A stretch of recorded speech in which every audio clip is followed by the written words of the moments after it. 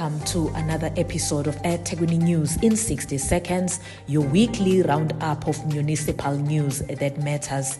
EThekwini Municipality's full council approved its adjusted budget, which prioritizes key service delivery such as housing and upgrading of water and sanitation infrastructure.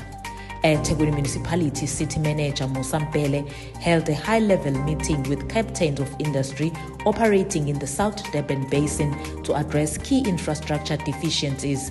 Mpele indicated that approximately 500 million has already been invested in infrastructure improvements within the area, and about 90% of the electrical infrastructure has been replaced, including transformers and restoration of road markings.